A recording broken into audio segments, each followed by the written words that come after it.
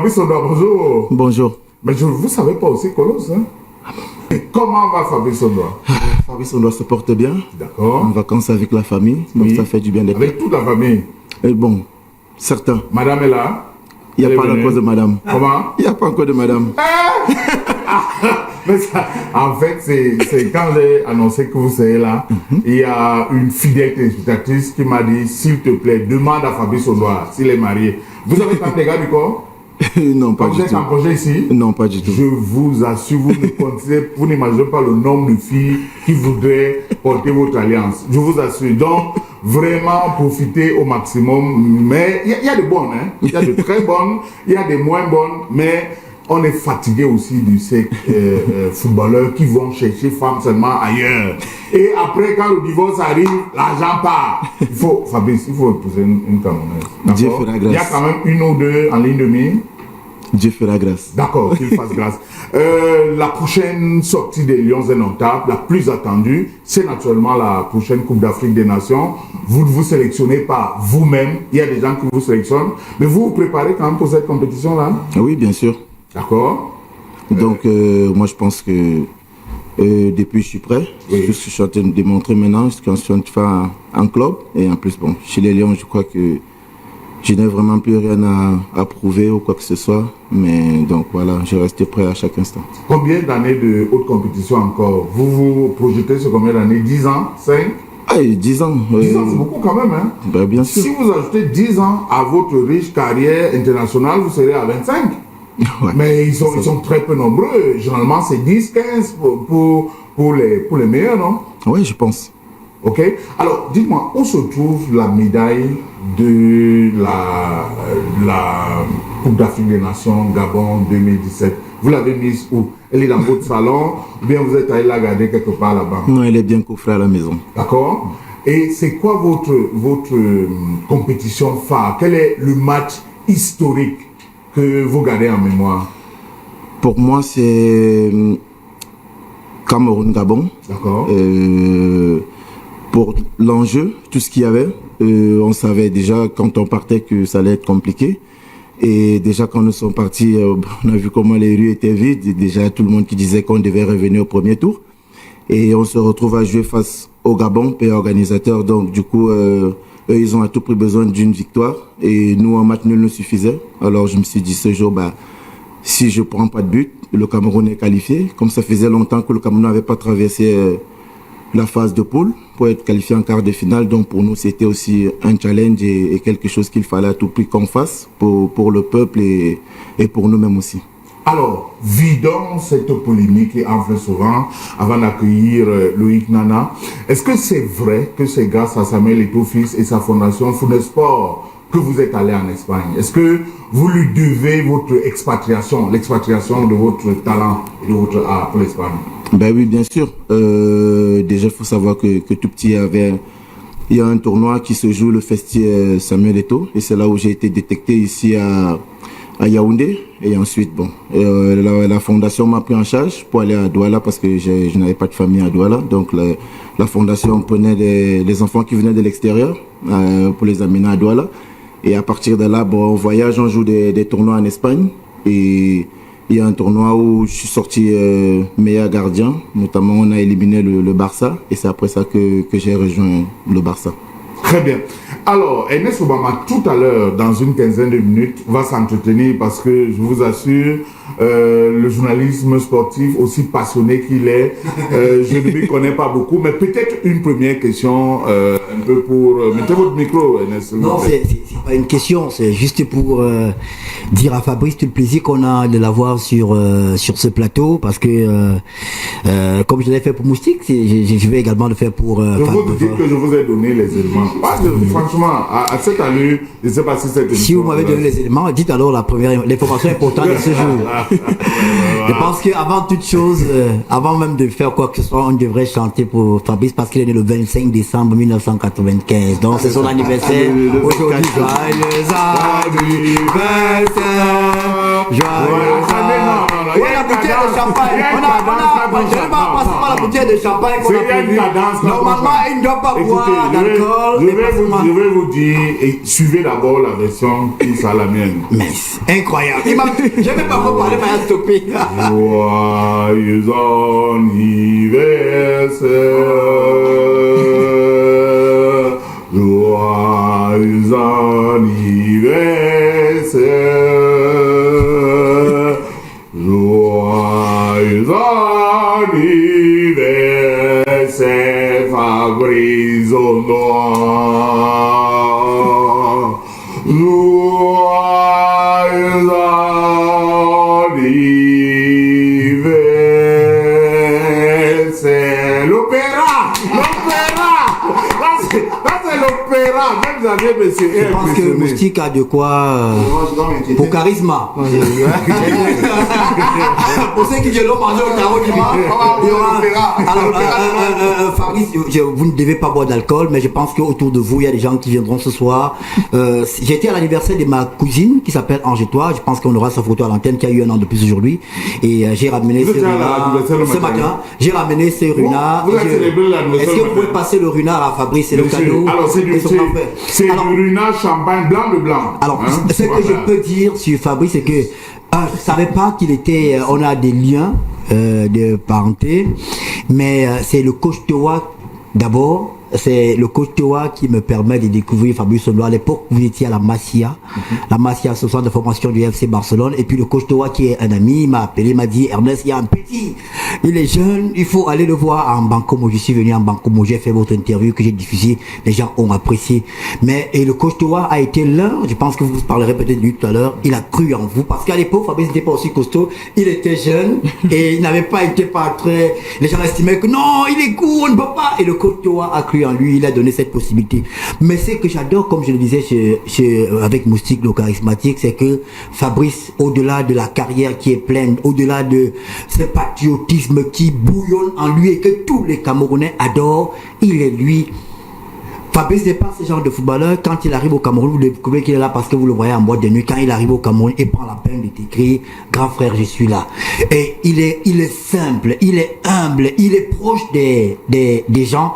Et c'est pour ça que nous tous, on l'adore, Fabrice Ondoa. Reste comme ça.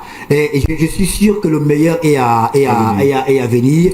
On parlera tout à l'heure si Armand Mokol m'accorde un peu de temps pour qu'on puisse discuter. Je vous donnerai 10 minutes. Pas une de plus, je mettrai le chrono. Parce que moi-même, bien que je ne sois pas journaliste sportif, je me suis documenté. J'ai quand même quelques questions que j'ai réservées. Fabrice Ondoa, comment vous vous sentez face à Défaut Premier Moustique, le charismatique? Ah non, je me sens super bien. Et tout à l'heure, quand Moustique était en train de parler, ça m'a fait plaisir parce que quand il parle de collaboration, justement, j'étais avec leur grand frère Fingom. Et bon, il ne savait pas que moi je connaissais Moustique. Et on discutait et tout, on était en train de rigoler. Et il m'a dit un petit qui est très fort. Il vient très fort et vraiment il faut qu'on mette les pieds au sol. Et puis je lui ai dit, mais tu parles de qui? Il m'a dit, c'est Moustique le charismatique. Il a dit, ah oui, exactement. Donc c'est pour montrer et confirmer exactement ce qu'il parle de collaboration et de respect, quoi. Ce n'est peut-être pas la dimension de ce que les humoristes vous proposent là-bas. Mais nous ici, on considère que c'est le Graal. C'est votre cas? Non, c'est la dimension. Pourquoi? Parce que tu te rappelles de l'enfance. Ils ne sont pas là que, comme Moustique l'a dit, ce n'est pas que pour faire rire. Là, maintenant, son sketch, j'ai regardé et c'est l'actualité, en fait. C'est tout ce qui se passe. C'est le vécu. Nous qui n'avons pas l'opportunité peut-être de suivre ça tous les jours parce qu'on a aux entraînements, etc. Un sketch comme ça là, tu as toute l'actualité et ça fait plaisir et en même temps, ça te met dans la bonne humeur. Et tout à l'heure, dans peut-être une quinzaine de minutes, on va écouter un des sketchs de Défaut Premier. Mais pour l'instant, il nous faudrait probablement des semaines, voire des mois pour passer en revue tous les moments forts que Fabrice Ondoa a offert aux Camerounais dans les Lions Indomptables, mais dans ses différents clubs. Vous aurez 10 minutes d'échange avec Ernest Obama, mais je vous pose la question, Fabrice Ondoa. Quelles sont les qualités primordiales, extraordinaires, importantes pour un gardien de but? Déjà, il faut le calme. D'accord. Parce que quand tu transmets le calme, ça permet à ton équipe et à ta défense d'avoir la confiance. Et ensuite, il faut... c'est vrai que c'est un terme qu'on utilise au Cameroun, le fighting spirit, mais c'est plus pour les gardiens de but. Parce que parfois la défense peut dormir, il faut les réveiller. Toi, tu dois être le plus éveillé et il faut la concentration. C'est bon. On joue un peu dans un poste qui est ingrat. En avançant, il va te rater toutes les occasions. À la 90e, il marque le but de la victoire. C'est le héros, mais le gardien. Tu fais un superbe match et à la 90e, tu prends un but où tu es fautif. Bon, on se rappelle juste de ça. Donc, il faut la confiance, pour moi, le calme et le fighting spirit. Le reste, vous avez une quinzaine de dévanciers dans ce poste de gardien de but. Mais vous êtes de l'école, je veux dire, dans la pratique, dans votre façon de jouer. Vous êtes de l'école de Thomas Nkono, de l'école de Joseph-Antoine Bell. Thomas Nkono. Ah bon? Oui. Pour vous, c'est le meilleur des deux? Pour moi, c'est le meilleur de l'histoire. Ah bon? Oui. Mais Bell ne va pas apprécier ça. Hein? C'est mon choix. D'accord. Et déjà parce que c'est grâce à Tommy que je joue aujourd'hui. Et parce que mon papa, il était fan de Tommy. Et j'ai dit, si je fais comme Tommy, ben, mon papa, il sera fier de moi. Donc, du coup, j'ai commencé à regarder ses vidéos. Bon, malheureusement, je n'ai jamais pu le voir jouer en direct. J'aurais aimé. Mais quand vous voyez les gardiens qui ont suivi Tommy comme Djidji Buffon, André Mulam, etc. Et tu vois aussi la formation de Tommy, que c'est Carlos, etc. Tu te dis, ben, réellement, quelque part. Parce que quand moi, je regarde ces vidéos, et je dis, si il a fait ce qu'il a fait, avec le peu de ressources qu'il avait, imaginez ce qu'il aurait pu faire aujourd'hui avec ce que nous on a. Donc ce n'est qu'une légende. Ils n'ont peut-être pas joué à la même époque. Kameni, André Onana, quel est le meilleur des deux? Comme vous dites, c'est pas la même époque, c'est pas le même style et je dirais peut-être pour le football moderne, André. Mais quand tu fais quelques années auparavant, ben, j'ai choisi Carlos. Ernest Ouama, place à l'interview show que nous attendons. Allez-y, en 10 minutes, posez au moins 10 questions. On veut s'abreuver. 10 minutes seulement, petit. On va parler de la Foule des Sports, on parlera des Lions indomptables et on parlera particulièrement des deux CAN 2017 et 2022-23 récemment en Côte d'Ivoire. Partir du Cameroun à 11 ans et intégrer la Masia pour un jeune Camerounais. Qu'est-ce qui se passe? Est-ce que c'est facile de s'intégrer dans un groupe comme celui-là? Pour nous qui sommes allés un peu plus tard, ça a été un peu plus facile parce qu'il y avait déjà une génération qui allait avant nous, parce que depuis la Foule des Sports existe un peu plus, avant que nous on y arrive en 2006. Donc du coup on a eu la facilité parce que les premiers ils ont eu plus de difficultés de la langue. Mais quand nous sommes arrivés, eux, ils pouvaient nous expliquer comment ça se passe parce qu'ils dominaient déjà l'espagnol et on se sentait un peu à la maison avec eux. Mais maintenant, laisser le Cameroun pour le Barça, il n'y a vraiment pas une grande différence. Pourquoi? Parce que la Foule des Sports nous a mis en quelque sorte dans ce confort-là. Dans ce confort-là, peut-être la différence c'est au niveau des stades, mais au niveau de la vie, c'est tout pareil. Sport et études. Et aussi le système qu'il y avait à Foule des Sports, c'est presque le même système d'entraînement et de formation qu'on a retrouvé au Barça, donc ça nous a fait plaisir. Le directeur sportif du Barça vous appelle le Martin Luther King de la Masia. Vous me direz pourquoi. Votre cousin André Onana vous a rejoint un an après. La cohabitation entre vous deux, ça s'est passé comment à la Masia? Non, c'était super. Déjà, parce qu'il faut savoir que avant qu'on recrute Angers, avant qu'on recrute Angers, il y a Ricard qui est aujourd'hui l'entraîneur des gardiens de Marseille. Qui m'a posé les questions sur mon cousin et bah, je ne pouvais que dire du bien de lui et ça a confirmé exactement ce qu'il est venu faire après. Bon, pour le Martin Luther King, c'est parce que je suis le premier gardien africain à avoir un contrat professionnel avec le Barça. Donc pour l'histoire, et je crois que jusqu'à présent, je suis toujours le seul gardien africain à avoir un contrat professionnel avec le Barça. Et après, donc vous vous considérez meilleur qu'André Onana, c'est ça? Je ne me considère meilleur que personne, je suis égal à moi-même. Mais si vous devez aligner un gardien entre André Onana et vous-même dans un match d'une importance capitale, vous alignez qui? La bonne charité commence par soi. D'accord. Je peux continuer? Oui, bien sûr. Est-ce que vous comprenez pourquoi vous n'avez pas été retenu par le Barça? Parce que quand on a vu votre parcours et ce que vous avez fait à la Masia, tout le monde vous voyait gardien négro, comme ça s'appelle là-bas, de Barcelone. Qu'est-ce qui s'est passé? J'ai choisi l'équipe nationale du Cameroun. Et ils n'ont pas apprécié? Oui, ils n'ont pas apprécié parce que déjà le directeur sportif m'a fait comprendre qu'on ne m'a pas formé au Barça pour jouer à l'équipe nationale du Cameroun. On me forme au Barça pour jouer à la première équipe. Et donc, du coup, en 2014, il y a l'équipe nationale qui se présente. Et là, il faut que je vienne. Après la Coupe du Monde, il faut que je vienne parce que le coach, il me dit, il faut que tu viennes. Je sors du capitaine des Lions Juniors, alors je dois intégrer. Et le Barça, en ce moment, est en deuxième division. On est professionnel. Donc, le championnat en deuxième division en Espagne ne s'arrête pas. Du coup, je parle avec l'entraîneur, je préfère taire son nom pour ne pas attirer des polémiques. Et il m'a fait comprendre. Il m'a dit, écoute, tu venais de gagner la UEFA Youth League, c'est la Champions League des jeunes, la toute première édition. Je suis meilleur gardien. Et il me dit, si tu vas, l'autre, il va jouer. Donc, du coup, j'ai choisi le Cameroun. Je suis venu après la Coupe d'Afrique, la première, en 2015. Je peux vous dire que je n'ai joué qu'un seul match amical comme punition. Avec Barcelone. Avec le donc, Barça, le choix, vous payez le choix du Cameroun, c'est pour ça que vous n'intégrez pas l'équipe première de Barcelone. Ouais. Alors, mais votre choix a été payant, puisque vous intégrez l'équipe du Cameroun, mais l'apothéose c'est 2017, vous allez à la CAN, personne ne croit en vous, même pas moi, mais vous êtes champion d'Afrique. Racontez-nous l'histoire.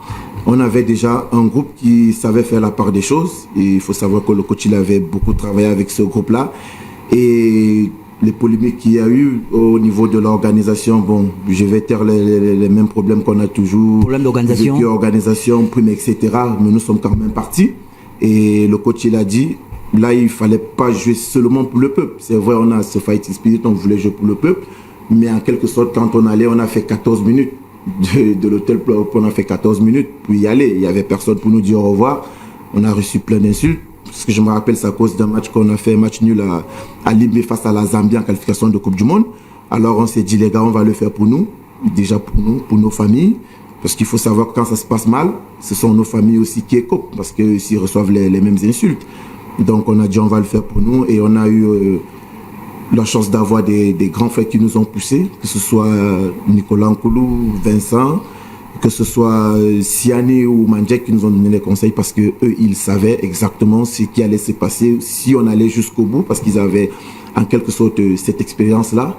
Et même quand il y a eu des difficultés au niveau des primes et tout, il y avait une majeure partie du groupe qui ne voulait plus continuer et ils nous ont fait comprendre que non, il faut y aller jusqu'au bout. Maintenant aussi, on le fait pour l'avenir parce que si on gagne dans 10 ans, etc., vous allez vous rappeler ce que vous avez fait. Et c'est pour ça que nous sommes allés jusqu'au bout. Vous avez gagné. Vous avez parlé du match contre le Gabon que vous n'avez pas oublié. Mais moi, j'ai pas oublié le Cameroun-Sénégal. Je pense qu'on a à l'image le penalty de Sadio Mané pendant les tirs au but. Vous arrêtez le penalty de Sadio Mané. Vous êtes fou de joie. On vous voit. Qu'est-ce que vous vous dites à ce moment-là quand vous arrêtez le penalty de Sadio Mané et que le Cameroun se qualifie? Déjà, il faut savoir que avant ce match, vous étiez jeune. C'est quand même Sadio Mané qui est en face de vous. Oui, mais le problème c'est que un lion, il y a pas. Quand tu es lion, il n'y a pas de bébé lion. Là-bas, si tu es déjà un lion, c'est que tu peux faire face à toute adversité, peu importe qui soit devant. Et pour moi, c'est toujours un challenge de comme on le dit ici au pays, de finir avec les grands. Pour moi, c'est un challenge. Quand j'ai un grand attaquant devant moi, je dis je dois l'éteindre. Et maintenant, il y avait encore quelque chose de plus parce qu'il y avait certaines personnes, certains anciens qui ont déclaré avant ce match que la chance du Cameroun a assez duré. Ça s'arrête là. Ça s'arrête là. Mais parce que c'est le Sénégal, on voyait les joueurs qu'ils avaient et tout. Mais nous, on a rappelé que le Cameroun, ça reste les Lions indomptables. Vous avez très bien été accueilli à Yaoundé, au palais, la première dame. Avant de parler de la dernière CAN, parce que M. Colma n'a pas accordé beaucoup de temps, on a vu la première dame très proche de vous. Vous avez eu le temps de parler avec elle. Qu'est-ce qu'elle vous a dit? Elle était fière. Elle était fière de ce que nous avons réalisé. Elle était fière de ce que nous avons fait. Et rappeler qu'il ne faut jamais perdre espoir et il faut croire en soi. Surtout, même si personne ne croit en vous et que vous croyez en vous, vous allez le faire. Et elle était vraiment contente de ce que nous avons réalisé. Et ça fait du bien parce qu'à ce moment-là aussi, il y avait un peu de tristesse au pays. Donc ça redonnait la joie à tous les Camerounais, en quelque sorte même. Unir encore plus les liens qui forment le Cameroun et je pense que ça n'a été qu'une fête pour tout le monde. Alors, on va parler de la dernière CAN. Certains, même le chef de l'État, dans son discours, a trouvé que ce n'était pas terrible. Vous préparez la CAN avec les Lions. Vous jouez le premier match, on fait match nul. Au deuxième match, vous n'êtes pas aligné. J'ai appris que vous avez plairé parce que vous n'avez pas été aligné. J'ai même appris que certains joueurs ont refusé de jouer parce que vous n'étiez pas aligné. Est-ce que c'est vrai? Alors, certains joueurs refusaient de jouer, non, c'est pas vrai, mais pleurer, oui, parce que nous avons eu une préparation, il y avait une idée. C'est vrai que le premier match, nous avons fait match nul, mais c'était que le début de la compétition. En 2017, on a commencé par un match nul et on s'était préparé par rapport à ce match-là, parce qu'on se disait, ce match-là, c'est le match qui va donner en quelque sorte la confiance, parce que c'est le Sénégal, et si on les bat, même l'avantage psychologique pour la suite de la compétition, ça va aider. Mais après, bon, le coach, il m'annonce quelques heures que je ne vais pas jouer. Quelques heures avant le match Oui, ou quelques heures avant le match. Parce qu'il faut savoir. Mais normalement, le 11 entrant, on l'annonce aux joueurs la veille. Attendez, Ernest. Oui, allez-y. On l'annonce à la veille. Mais sauf que le coach, il fait son équipe. Et je suis dans le 11 entrant. Mais après, je ne suis plus. Alors je pose une question au coach. Qu'est-ce qui se passe? Il me dit, c'est pas le moment. On est en pleine compétition. On en parlera après. Évidemment, il faut savoir déjà d'abord que je suis le deuxième joueur le plus ancien du groupe. Parce que dans cette équipe, à part Aboubakar Vincent, je suis le plus ancien. Mais là, j'ai pas le choix parce qu'il faut respecter le groupe. Il faut respecter les choix du coach. Il faut tout respecter. Sauf que là, le coach, en quelque sorte, me fait comprendre que c'est pas son choix. Mais... Ah, le coach vous dit que ce n'est pas lui qui a décidé que vous ne jouez pas. C'est pas lui qui décide. C'est le choix de qui? Point d'interrogation. Maintenant, qu'est-ce qu'il faut faire? Il ne faut pas pourrir le groupe. Parce que c'est le Cameroun. Là, on est en interne, il y a des choses qui se passent. Et on ne sait pas ce qui se passe. Sauf que il ne faut pas terner l'image du Cameroun. Alors, je prends sur moi et je fais ce qu'il faut faire quand tu ne joues pas, encourager les autres et les motiver pour pouvoir gagner le match. Alors, vous, pour que tout le monde comprenne, l'annonce du 11, c'est souvent la veille. Quand on le fait, beaucoup de joueurs dorment en sachant qu'il est titulaire. On vous dit la veille que vous serez titulaire et le lendemain, quelques heures avant le match. Est-ce que vous avez eu le temps de parler avec votre cousin qui a été titularisé à votre place pour en discuter avec lui? Est-ce qu'il est venu vous voir pour vous dire, écoute, le coach m'apprend que c'est moi qui joue maintenant? Vous n'avez pas eu le temps de discuter avec lui? Non, pas du tout. Déjà, il faut savoir que il n'y a pas besoin de discuter entre coéquipiers quand le coach a déjà décidé ça. Il faut juste préparer ton coéquipier à faire le meilleur match possible, l'encourager, le motiver. C'est ça en fait qu'il faut faire à cet instant-là. Il ne faut pas chercher à savoir beaucoup de choses, qu'est-ce qui se passe, etc. Le coach il a fait un 11 entrant. Ceux qui sont au banc de touche et ceux qui sont au gradin doivent être avec le 11 entrant. C'est ça une équipe. Est-ce que le groupe était uni, vivait bien, pour reprendre les thèmes du président de la fédération? Moi, je pense que oui. Le groupe vivait bien, le groupe était uni. On a fait une préparation magnifique. Et maintenant, ce que le président il a toujours dit, c'est que un bon groupe, il ne faut pas seulement avoir les meilleurs talents du monde, mais un groupe soudé te fait gagner des titres. Parce que si vous avez que des meilleurs joueurs, mais qui n'ont pas une bonne ambiance, qui ne vivent pas bien, il n'y aura pas de résultat. Mais si vous avez des joueurs moyens, si on peut le dire ainsi, mais qui vivent bien, il y aura la victoire. La preuve en est en 2017. Ouais. Voilà. Vous pensez que Rigobert Song avait les mains libres? Certains ont dit que c'est Samuel Eto'o qui faisait le 11 entrant, qui décidait de tout. Est-ce que Rigobert Song avait les mains libres? Et Rigobert Song, il avait les mains libres, sauf parce que moi, avant, j'étais pas là. Quand il a pris les rênes, permettez-moi, je pense qu'on va lui grignoter une minute de plus. Rappelons-nous, quand il y a eu le match contre l'Algérie, il y a eu le match contre l'Algérie en qualification de Coupe du Monde. On a perdu. Non, le match aller. On a perdu. Aller, oui. On a perdu. Voilà. Tout le monde s'est fâché. Au match retour, on a vu le président mettre le maillot et les chaussures, être avec les joueurs, s'entraîner avec eux. Tout le monde a dit, oui, c'est bien, il doit le montrer comment ça se passe, etc. On est allé à Bida, on s'est qualifié, nous tous, on a acclamé, c'était bien. Alors donc, je ne vois pas pourquoi on va dire qu'aujourd'hui, c'est lui qui fait les classements parce qu'on le voit au stade avec les joueurs. Mais il y a une sorte de contradiction dans votre propos. Vous dites tout à l'heure que l'entraîneur vient vous dire que ce n'est pas vous qui jouez. Et vous avez la certitude que la décision ne vient pas de lui. Alors, s'il est souverain par ses choix, aucune décision ne peut venir de quelque endroit que ce soit pour qu'il fasse un choix autre que celui qui était le sien. Donc, les Gobels ont été malléables. Oui, mais maintenant, par qui? On ne sait pas, justement, parce que avant, il y a eu... J'arrive. Et il y a eu... mon premier match, c'était... Quand je suis revenu à la sélection, mon premier match, c'était face au Mexique. On a fait 2-2. Personne n'y croyait, déjà. On a fait 2-2. Après, il y a eu... aux États-Unis. Aux États-Unis. Ouais. Après, il y a eu contre la Russie, joue match amical, etc. Il y a eu le premier match. Alors, comment tu m'expliques que subitement, au deuxième match, tout a changé? Alors, petite question, hein, je vais vous accorder 3 minutes supplémentaires. 5. André Onana est donc votre cousin. Et on apprend d'ailleurs que vous avez facilité son arrivée en club.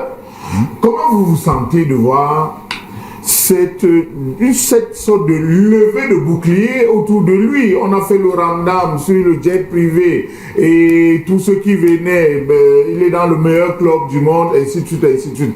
Est-ce que ça entame le moral de voir tout cela? Et quand il venait, vous vous êtes dit, j'ai fait la préparation, quels que soient les cas, il va être difficile de me déclasser? Non, pas du tout, parce que, encore comme je l'ai dit, tu te prépares toi-même psychologiquement. Et moi, avec André, depuis qu'on était tout petit, on a toujours dit, bon, quelque part c'est égoïste de notre part, mais on a toujours dit, bah, on va rester à l'équipe nationale pendant 15 ans, les deux. Donc, quand un jour ou l'autre jour, peu importe, ça ne nous dit rien. Donc la concurrence est saine entre Oui, vous. elle est très saine. Moi, aujourd'hui, je ne parlerai même pas de concurrence parce qu'en quelque sorte, comme je le dis, j'ai rien à prouver. J'aimerais qu'ils vivent la joie que j'ai vécue en 2017, qu'ils remportent une CAN, ça va faire du bien au peuple, à tout le monde. Donc, ce qui est là, c'est que nous avons vécu ensemble pendant longtemps. Il ne faut pas que les gens oublient. On a été en Coupe des Confédérations ensemble. En Russie, j'étais le titulaire, il était le remplaçant. Nous avons été à la Coupe d'Afrique en Égypte.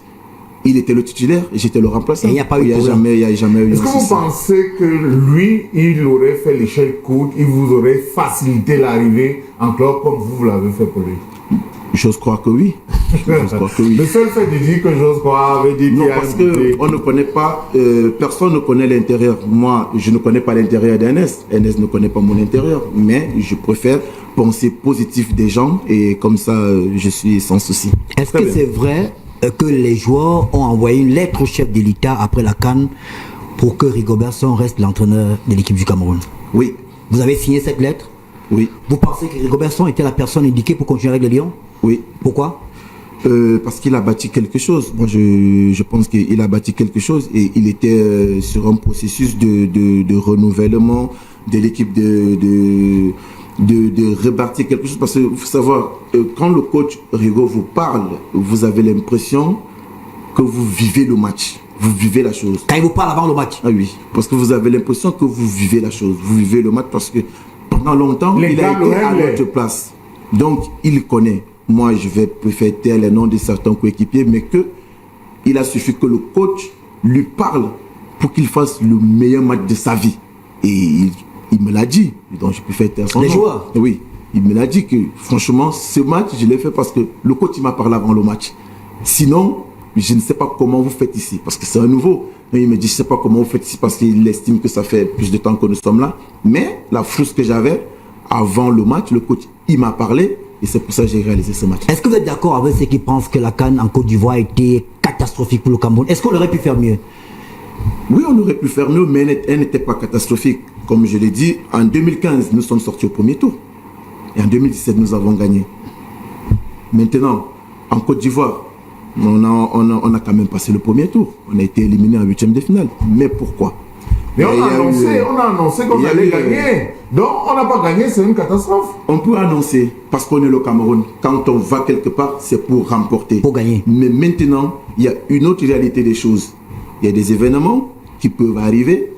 Ça peut affecter le groupe, oui ou non, on ne sait pas. Ça dépend.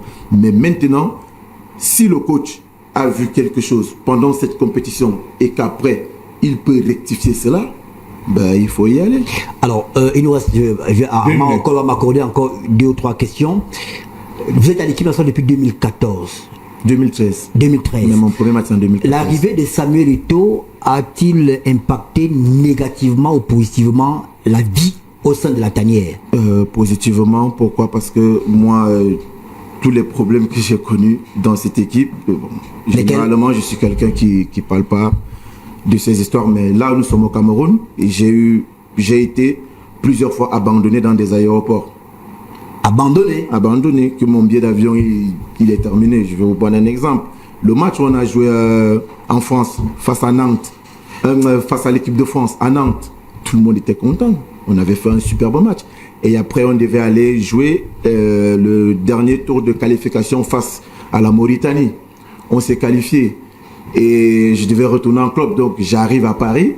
Et on m'annonce que mon billet, il est terminé. Que vous n'avez plus de billets? Je n'ai plus de billet. Là, je dois aller à Barcelone. Je dois rentrer à Barcelone. Bon, à ce moment-là, j'appelle la casquette du père. J'appelle Samuel. Et j'ai dit, le père, je suis abandonné ici. Et il n'était pas à la fédération, il n'était même pas chez les Lions. Et je l'appelle, je lui ai dit, je suis abandonné ici. Mais attendez. Comment on a il est 5 h du matin. Oui. Il est 5 h du matin. Et je l'appelle. Bon. Il fait, je sais pas quoi, il appelle. Et puis on me trouve la première place là, directement à le Air France qui partait à 6 h.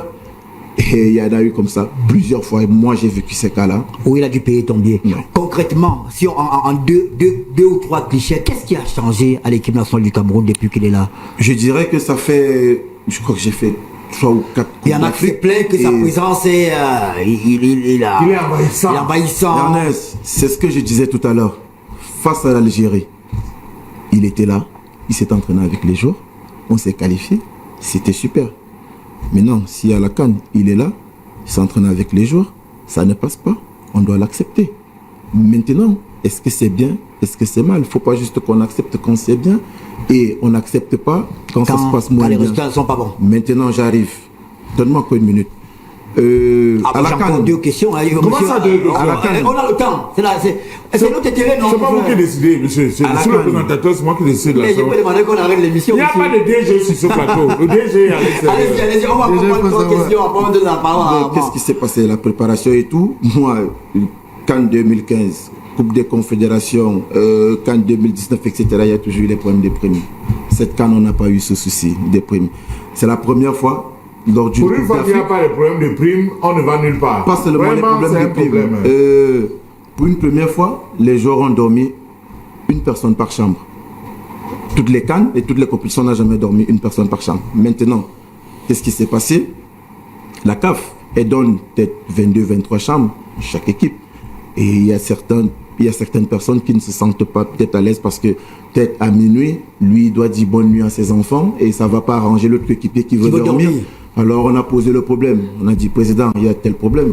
Il a sorti des caisses de la fédération des sous pour payer 14 chambres de plus. Supplémentaires. Oui, payer 14 chambres de plus pour que chaque joueur ait. L'avion qui nous a apporté, regardez un peu les gens. Je prends l'exemple, qu'est-ce qui se passe avec la Zambie? Qu'est-ce qui s'est passé avec la Gambie, pardon? Moi j'ai des coéquipiers en Gambie.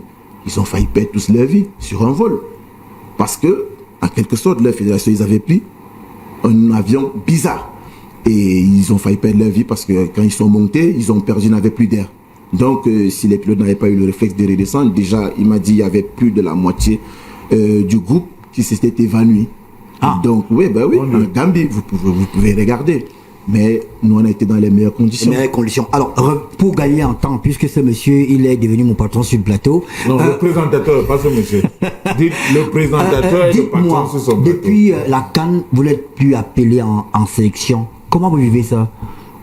Je pense sportivement. Parce que moi, je pense que c'est une question de respect.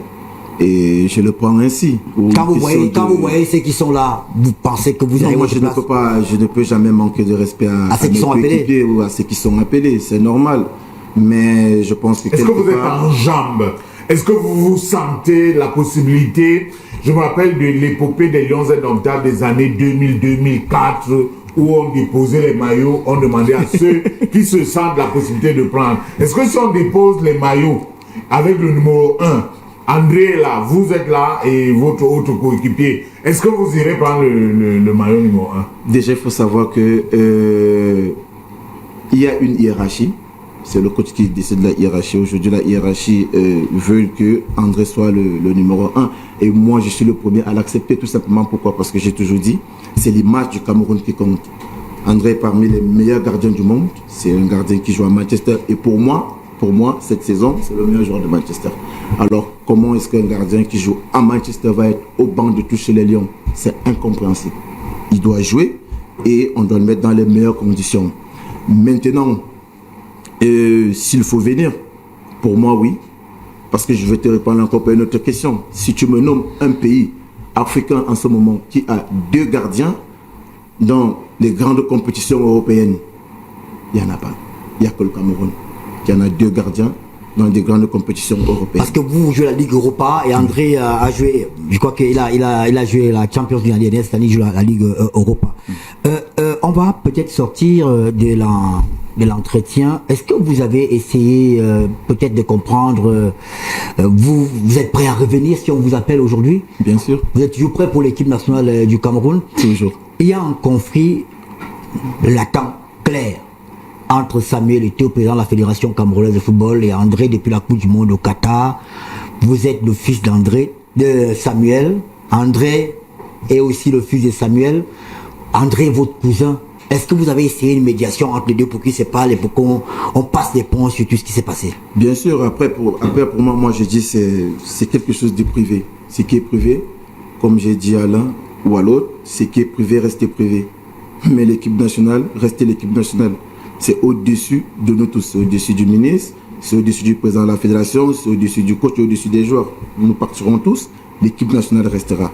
Alors, s'il y a quelque chose en privé, réglez ça en dehors de l'équipe nationale. Qu'il n'y ait pas de conséquences, d'impact sur l'équipe? Jamais. Ça, jamais. L'équipe gagne tout le monde, c'est comme ça.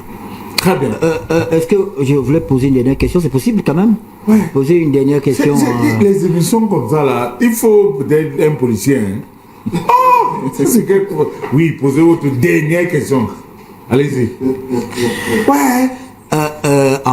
André, vous avez le nouveau coach, le coach actuel.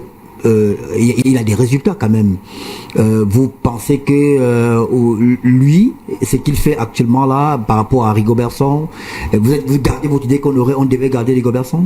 Pour moi, je suis plus dans le groupe.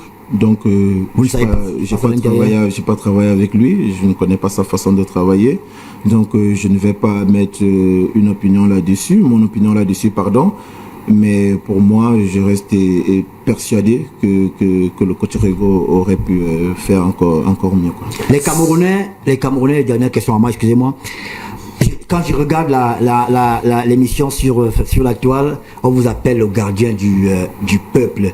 Ça, c'est vraiment une question, peut-être qu'elle est mal placée. Comment vous vivez le fait qu'à l'équipe du Cameroun, vous avez une carrière qui est pleine, vous êtes bon, on vous adore, mais en club, on a l'impression que vous avez du mal à trouver vos repères. Est-ce qu'il y a, on ne vous a pas, pour rigoler, comme Armand dit, comment est-ce que vous vivez ça? Parce que vos prestations après la CAN 2017, moi je vous attendais peut-être à, je sais pas, au Real, je sais que tu as refusé Marseille, parce qu'on se parle, j'ai pas compris ça, je n'ai pas été d'accord avec toi, mais tu avais refusé Marseille à l'époque. Mais comment tu vis ça? Être bon, adulé au Cameroun, à l'équipe nationale, mais en club, vous avez du mal à vous imposer. Moi, je pense, comme je l'ai dit tout à l'heure, j'ai fait un choix. C'est le choix de l'équipe nationale du Cameroun. Et à un moment donné, ça a été un problème. Pourquoi? Parce que quand déjà vous partez avec cette mentalité, les clubs savent que s'il y a quelque chose, jamais vous n'allez manquer à l'équipe nationale. Et il y a ce calendrier là de la CAN qui n'est pas trop favorable pour certains joueurs en club. Mais moi je le dis aussi peut-être parce que en quelque sorte j'avais plus la tête à ça. Mais aujourd'hui, je suis dans un championnat et dans un club qui a quelque chose en termes de calendrier aussi qui me permet de rallier les deux choses avec ce qu'on est en train de faire, que ce soit un championnat, la compétition aussi Europa League. Ernest, ça fait peut-être longtemps que je joue, mais aujourd'hui j'ai fêté mes 29 ans. Donc je crois que si je décide de jouer jusqu'à 39 ans, j'ai encore 10 ans devant moi. Il y a de belles choses qui arrivent. Très bien. Je m'appuie sur une de vos réponses tout à l'heure. Vous dites, vous êtes le deuxième ancien après Aboubakar Vincent. Le public camerounais, du moins une partie du public, a fait le procès aux Lions indomptables de cette tue au moment du début de cette polémique et surtout des propos quelque peu hors contexte de Marc Brice. Si vous aviez été dans la tanière quand il a tenu ses propos à l'endroit du président de la fédération, vous n'avez jamais été un bon coach et tout ce qui va avec, vous avez échoué dans tout ce que vous avez fait.